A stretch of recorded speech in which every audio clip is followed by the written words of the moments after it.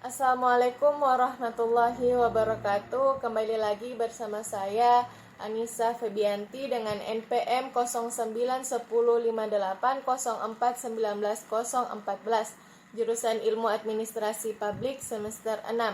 Baik, pada video kali ini saya akan membahas pertemuan ketiga, yaitu yang pertama pengertian hukum publik dan hukum privat.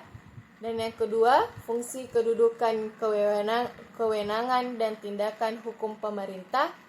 Ketiga, tata urutan perundang-undangan menurut TAP nomor 3 tahun 2000. Dan yang keempat, unsur-unsur negara menurut F.J. Stahl. Yang pertama, pengertian hukum publik menurut S.J. Kansil dalam pengantar ilmu hukum. Hukum publik adalah hukum yang mengatur hubungan antara negara dengan alat-alat perlengkapan atau hubungan antar negara dengan warga negaranya. Jadi hukum publik adalah hukum yang mengatur hubungan antara negara dan perseorangan atau mengatur kepentingan umum.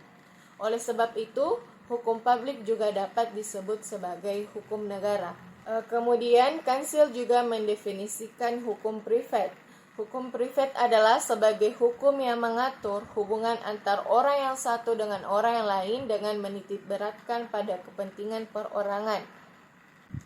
Yang kedua, fungsi kedudukan, kewenangan, dan tindakan hukum pemerintah.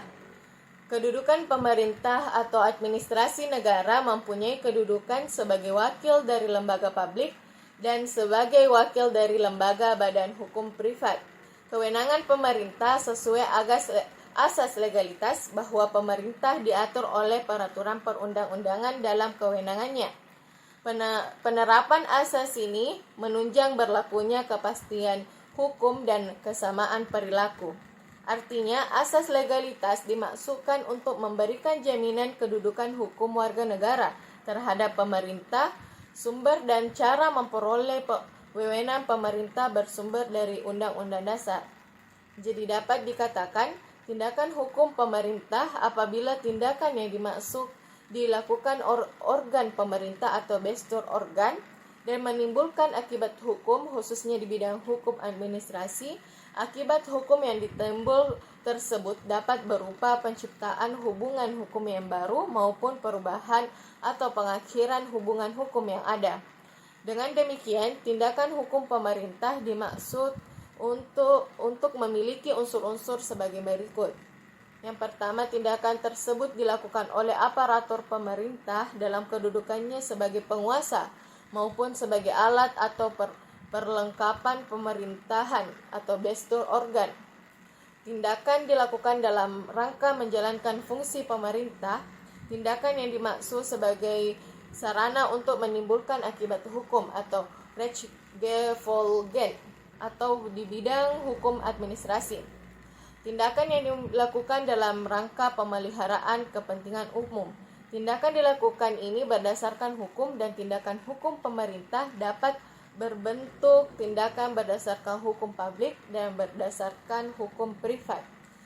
Secara teoritis, kewenangan yang bersumber dari peraturan perundang-undangan tersebut diperoleh melalui 3, yaitu atribusi adalah pemberian wewenang pemerintahan oleh pembuat undang-undang kepada organ pemerintah. Yang kedua, delegasi adalah pelimpahan wewenang pemerintahan dari satu organ pemerintah kepada organ pemerintahan yang lain. Dan yang ketiga, mandat adalah terjadi ketika organ pemerintahan mengizinkan kewenangannya dijalankan oleh organ lain atas namanya.